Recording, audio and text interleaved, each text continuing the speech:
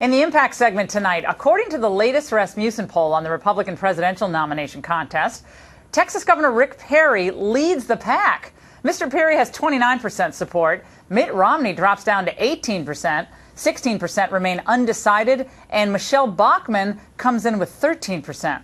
Since announcing over the weekend, Mr. Perry has had some tough words for Washington, starting with Fed Chairman Ben Bernanke.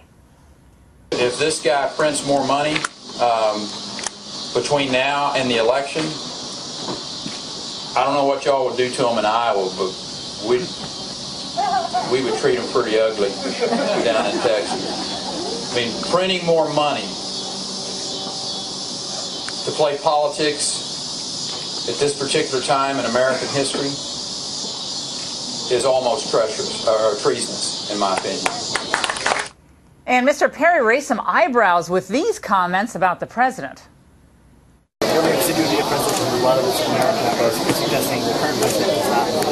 No, you need to ask him. Are you suggesting he does not? I'm saying you're a good reporter. Go ask him. Bill O'Reilly talked to Don Imus this morning about the governor. Speaking of Rick Perry, is he for real? Yeah, oh yeah, absolutely viable contender. Nice economic story to tell in Texas, and you know he's for real when the New York Times attacks him, which they did 13 seconds after he announced, calling him some kind of fascist and all of that. So, yeah, he certainly is a viable contender. Joining us now from Houston, Texas, Chris Begala. He's a Republican strategist. And from Columbia, South Carolina, Dick Harpootlian, the chair of the South Carolina Democratic Party. All right, let's start with you, Dick, down in South Carolina, because that's where Perry announced his candidacy. I'm looking at Richard Cohen's piece today in the Washington Post. He's no conservative, kind of a liberal guy, and his piece is called The Texas Gipper. He doesn't much like the Texas governor, but he said the following. Perry stands a pretty good chance of being the next president of the United States, and he said this man was born for the stump. It's basically ridiculous for people to think he can't campaign beyond Texas, that he'll have great appeal in suburban America and in the Midwest and beyond. What's your response to that? Well, I think that as Rick Perry, as the country gets to know Rick Perry, they're going to understand a couple things about him. The first is he has a career of political opportunism. For instance, if you look back in 2000 when Republicans were supporting George W. Bush for President of the United States, Rick Perry was Al Gore's state campaign chairman. He was campaigning for Al Gore.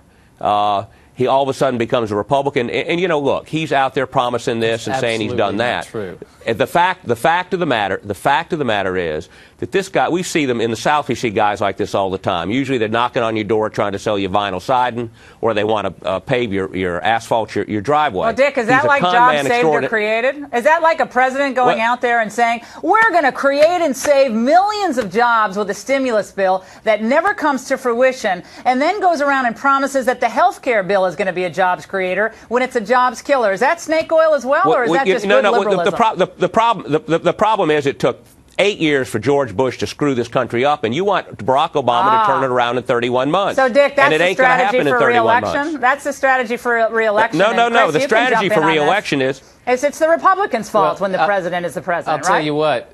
Laura, Dick needs to clean up on his homework a little bit. He was only 12 years off. Rick Perry was not working for Al Gore in 2000. Rick Perry was a Democrat in 88. Okay, so get your facts straight. I apologize. And then I'm sorry. he turned Republican in 1990. So that's a mistake, and we're all entitled to that. But I'll tell you what, underestimate this man at your own peril. He is a phenomenal candidate. He's a fierce competitor. Texas politics is a bare-knuckle sport, and this guy is darn good. He's driving the left crazy. Everything he says endears himself to the far right. He knows what he's doing. He's crazy like a fox. I mean, he's got this bounce already. He's 11 points up on Romney, and half of the country hardly doesn't even know who he is. So underestimate him at your own peril. I would say that to the GOP, and I would say that to the far left and the president's campaign team. Well, Dick, I would give you this. Look, the Democrats have to do something with Perry, and they have to do something with this abysmal record of their guy in the White House, and it's abysmal across the board. So they have to do something. So Perry's jobs weren't real jobs. They were, I guess, not good jobs because they weren't green enough, and they were created by the stimulus bill. So Barack Obama is really indirectly responsible for the 37% of jobs that were created in Texas. Do you honestly think that is going to sell nationwide? No, I think, though, when he attacks Washington for printing money, like he did with Ben Bernanke, and talks about the stimulus funds being bogus and not doing any good, it didn't stop him from taking $10 billion in federal money to balance his budget this year. You can't say one thing having done something just this year totally at odds with what you're telling the American people you're going to do. Now, let me say this to you. He is leading in the Republican primary, but this is like watching a midget wrestling match. He's winning it. But none of these guys are going to beat Barack Obama in 2012. Well, when you say one thing and do another, is that like saying after the Tucson shooting of Gabby Giffords that we need a civilized debate, and then going on Univision and telling Hispanic activists that they need to punish their enemies? Was that civil dialogue? I mean, I think both sides are kind of guilty of saying one thing and doing another here. But this all remains to be seen. Yeah, go ahead. But taking $10 billion in federal money? Here, if I may, Laura. Go ahead. I'll tell you what.